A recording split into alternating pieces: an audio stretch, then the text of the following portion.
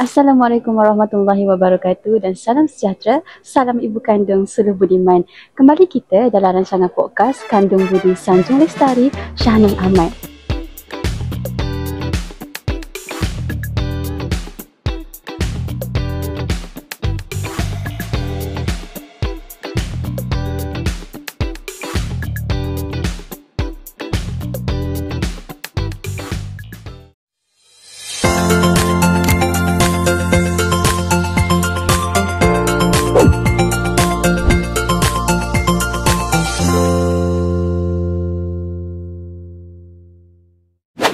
Saya, Syahidatul Nabiah binti Suhaimi ataupun boleh dipanggil Syai, akan bersama-sama dengan tetamu jemputan kita untuk mengupas tema karya Syahnun Ahmad. Jadi, sebelum kita mula untuk rungkaikan tema karya Syahnun Ahmad pada hari ini, saya ingin menyampaikan serangkap pantun. Cantik ditatak bunga Cina, dipetik bulan si anak dara. Walaupun ramai jejaka di sana, adinda di sini. Pilihan saya. Jadi, Saudari Lily, boleh ke Saudari Lily memperkenalkan diri sikit sebelum kita mulakan podcast kita pada hari ini? Hai, Assalamualaikum. Nama saya Nur Akalili binti Muhammad Amran, merupakan pelajar daripada AT05 ISMP Bahasa Melayu. Okey Syai, kalau boleh saya tahu, apakah tajuk karya-karya yang Syai berminat untuk kupaskan pada hari ini? Okey, kalau saudari dan saudara ada tengok podcast kita yang pada sesi lepas yang diacarakan oleh kita punya rakan, iaitu Anis dan Malin. Diorang ada kupaskan 3 karya Syahnun Ahmad. Betul. Yang pertama kita ada cerpen 000. Betul, 000. Lepas tu kita ada juga novel Ranjau Sepanjang Jalan.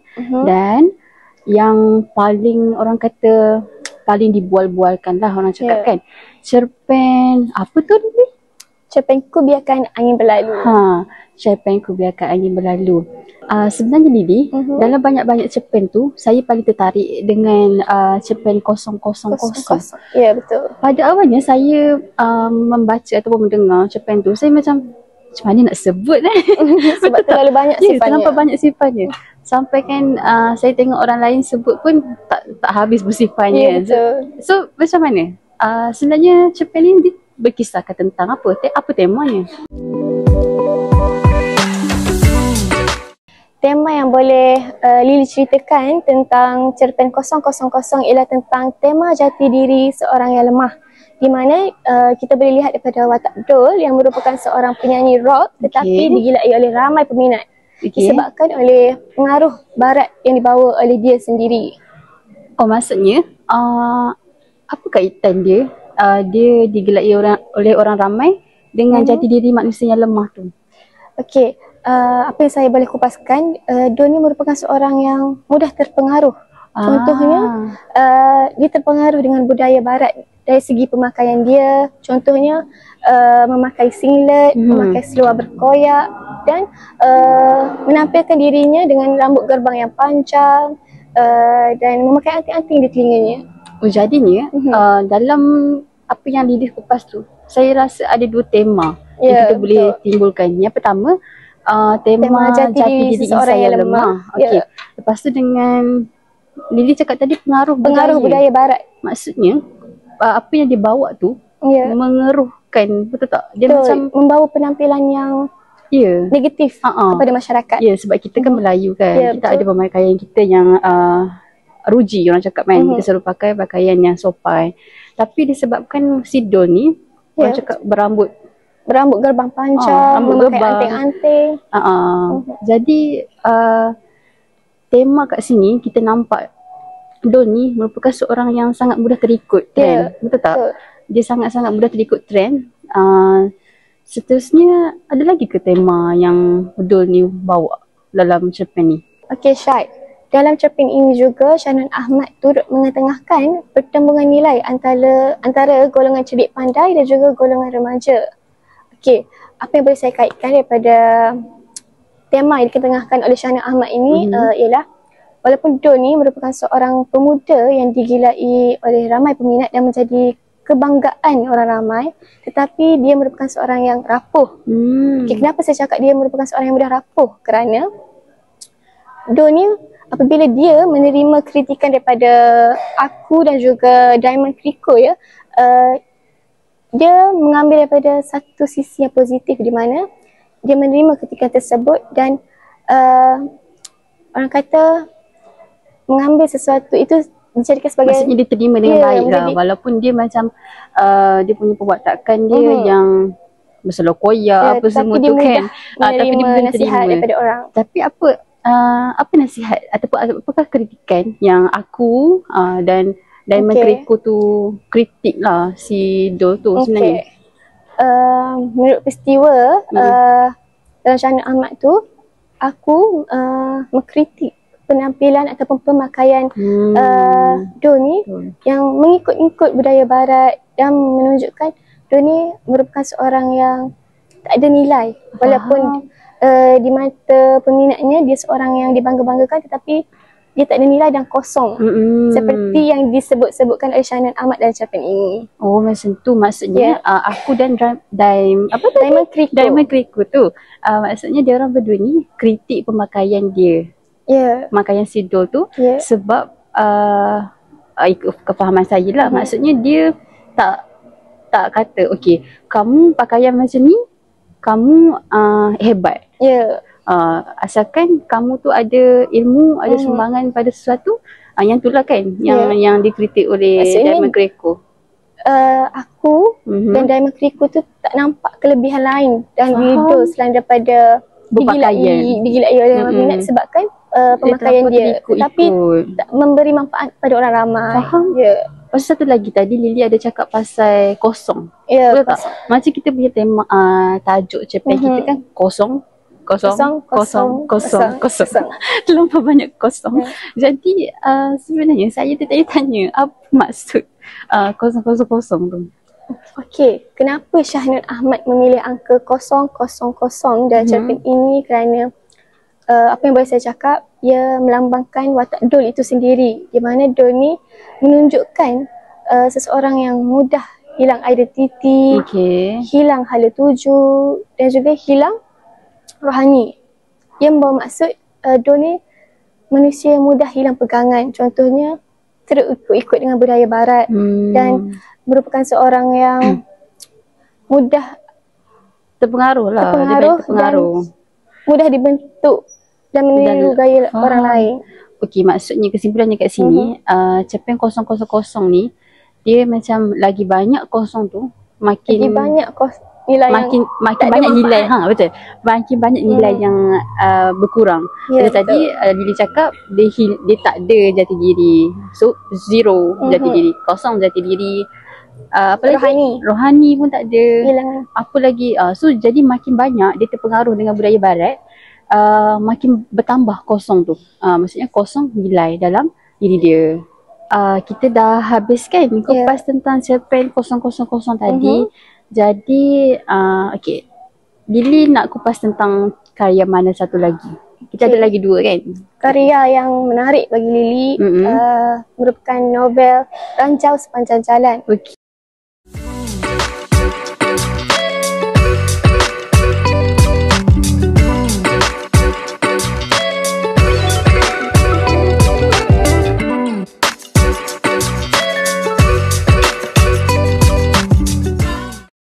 Ranjau Sepanjang Jalan. Saya dah baca sebenarnya. Ya, cerita yang sangat menarik. Sebab setahu saya Ranjau Sepanjang Jalan ni dia ada kaitan kan dengan Shahnun Ahmad punya hidup. Daripada pengalaman Shahnun Ahmad itu sendiri sebenarnya.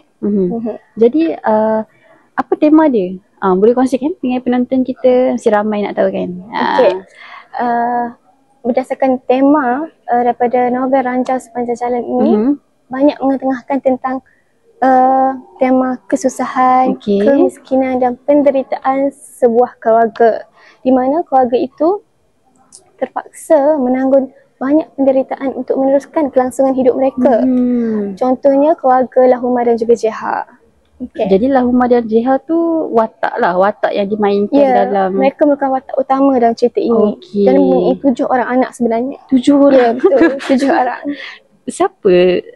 Lahumah ke Jeha yang bini lah Jeha tu? Jeha, Jeha isteri Lahumah suami. Okey, so maksudnya sekarang ni Shahnun Ahmad dia menggunakan pengalaman peribadi dia ke? Ya, untuk create? yang menariknya cerita ini daripada pengalaman Shahnun Ahmad sendiri. Di mana pengalaman Shahnun Ahmad ni dalam kehidupan dia yang susah pada suatu ketika dahulu. Yelah, seperti kita tahu kan, Shahnun Ahmad kan hidup di utara kan, Penang, lepas tu Sik, Kedah.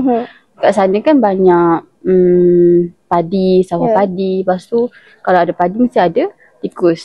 Jadi apa permasalahan dia? Di Kedah juga dia dikelilingi oleh orang-orang yang miskin lah, boleh saya cakap, di mana ahli keluarganya sendiri, saudara maranya dan juga murid-murid semasa dia menjadi seorang guru. Jadi perkara tu mempengaruhi Shahnun Ahmad untuk menghasilkan novel ini. Jadi karya ni sangat-sangat menyentuh hati lah kan, sebab kita ramai, kita tahu kan, ramai yang mengalami ataupun ada nasib yang sama dengan Shahnun Ahmad ni. Jadi baguslah kan Shahnun Ahmad mengeluarkan novel ini supaya orang dapat membuka mata orang. Sebab tak semua orang dalam hidup ni senang, tak semua orang dalam hidup ni susah. Okey, jadi apakah macam Lily cakap tadi, Jeha dan Lahuma tu susah dari segi apa?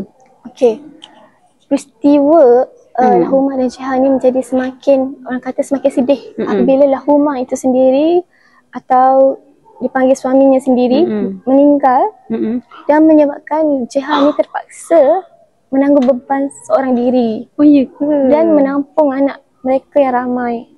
Jadi pada asalnya keluarga ini mempunyai 20 relung sawah padi, di mana sawah padi itu kalau boleh kita cakap merupakan punca rezeki mereka lah. Yelah kan, jadi contoh orang kampung mereka bergantung hidup tu berdasarkan untung sawah padi itu semata-mata. Jadi disebabkan mereka disebabkan kematian Lahuma tu, Jeha terpaksa menjual tanah sawah padi daripada 20 relung sawah padi menjadi 14 relung sawah padi untuk meneruskan kelangsungan hidup mereka. Banyak. Jadi menarik. Sangat-sangat menarik. Tapi sangat-sangat menyayat hati lah, sebab ada orang sesusah itu sampai kena jual tanah. Okey, kita jangan main drama air mata. Okey, so dah ada lagi ke yang perlu dikupaskan? Disebabkan mereka ni menjual relung sawah padi mereka, dan seperti kita tahu tanah pada suatu ketika itu merupakan satu-satunya harta bagi mereka. Kerana kita hidup pada waktu dulu tak banyak kan pekerjaan yang kita boleh buat, dan harta kita ada hanyalah tanah semata-mata. Jadi boleh tak Syah bayangkan apabila mereka hilang banyak tanah, jadi menyebabkan nilai sumber pada pendapatan mereka, punca rezeki mereka hilang. Jadi tanah ni merupakan segala-galanya lah bagi Jeha dan anak-anak dia untuk meneruskan kelangsungan hidup mereka. Lepas tu suka untuk saya kongsikan kan, tajuk novel ni adalah Ranjau Sepanjang Jalan. Ranjau tu sendiri bermaksud kesusahan. Jadi apa yang Shahnun ingin ketengahkan dekat sini, kesusahan sepanjang jalan dalam novel ni tak bermaksud kita hanya akan kekal dalam kesusahan tu saja. InsyaAllah kalau kita ada usaha, kita ada, orang kata ada hasilnya, insyaAllah kita akan berjaya. Macam Shahnun Ahmad sekarang seorang sastrawan negara yang siapa tak kenal kan. Jadi dan daripada novel inilah Shahnun Ahmad dapat menggambarkan ranjau kehidupan yang sebenar. Betul. Okey Lily, kita tinggal satu lagi kan karya yang kita akan kupaskan tentang tema. Jadi sebenarnya karya kali ni sebenarnya saya macam kurang faham sikit. Sebab macam susah kan nak faham. Bagi Lily pun merupakan satu karya yang sukar untuk dipahami. Dia macam terlampau banyak ayat yang tersirat. Tapi tak apa, kita cuba kupaskan mengikut kefahaman kita lah. Okey, tajuk apa kita punya cerpen kali ni? Okey, tajuk cerpen yang kita akan kupaskan kali ini ialah Cerpen Ku Biarkan Angin Berlalu.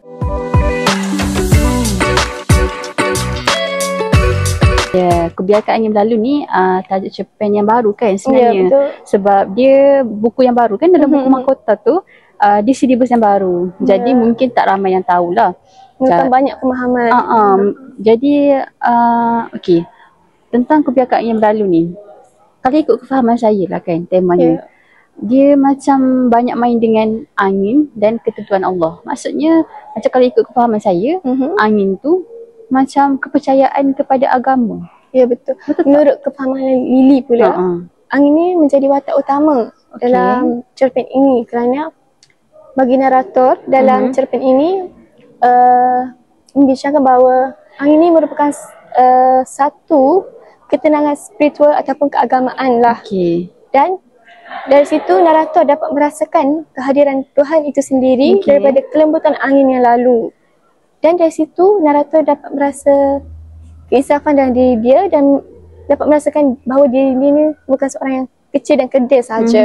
Ya.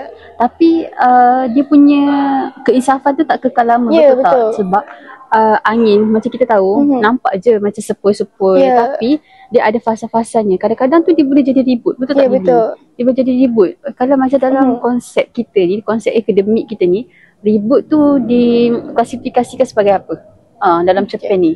Berdasarkan dari cerpen ni lah, ribut tu bukanlah satu fenomena alam semata-mata, tetapi ia merupakan sesuatu yang suci, tetapi tiba-tiba dicemari oleh kuasa duniawi yang menyebabkan kelembutan angin ataupun ketenangan angin itu sendiri hilang.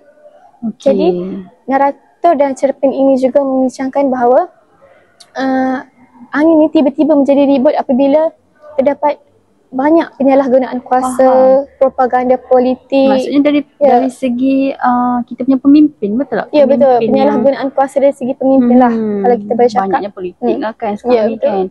Okey, jadi bila narator tu sendiri, dia dah mula daripada angin yang dia rasa macam insaf, dia rasa macam tenang, kelembutan, tetapi tiba-tiba berubah. Dalam skrip mata je kan dia berubah jadi propaganda.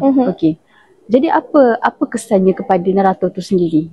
Okey, kesan kepada narator itu sendiri, narator tu merasakan nilai-nilai moral dalam diri manusia ataupun dari diri narator itu sendiri hilang disebabkan oleh terlampau percaya sangat dengan terlampau percaya dan daripada penyalahgunaan kuasa pemimpin itu sendiri memberi pengaruh yang besar kepada narator dan manusia-manusia lain. Okey. Jadi bila dia dah mula macam goyah lah kan kepercayaan diri kepada angin yang kita katakan sekarang tu. Jadi apa dia punya, orang kata apa dia punya langkah ataupun apa yang dia buat selepas dia rasa macam okey, aku dah macam tak percaya dengan pemimpin ni, angin ni kan. So apa yang dia buat dengan angin tu? Okey, apa yang dibuat oleh narator apabila dia menolak angin? Dia menolak angin disebabkan dia rasa angin tu hilang fitrah asalnya dari segi kelembutan tiba-tiba menjadi hilang ataupun ribut disebabkan oleh propaganda politik ataupun kepalsuan duniawi itu sendiri. Jadi bagi narator keindahan alam itu tiba-tiba hilang begitu saja. Dan narator juga menekankan bahawa dia tidaklah membenci alam tetapi dia benci kepada perubahan yang dibuat oleh manusia itu sendiri yang menyebabkan alam itu menjadi tiada nilai di mata dia. Okey, lepas tu tadi dia cakap dia dah mula sedar. Betul. Dah mula sedar, dia dah mula menolak.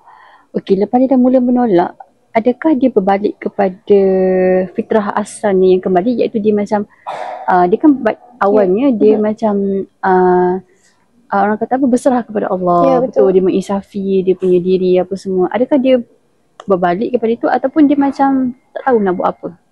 Ya, berdasarkan tema ini dan apa yang Lily faham sendiri, macam narator kembali kepada fitrah ilahi itu sendiri.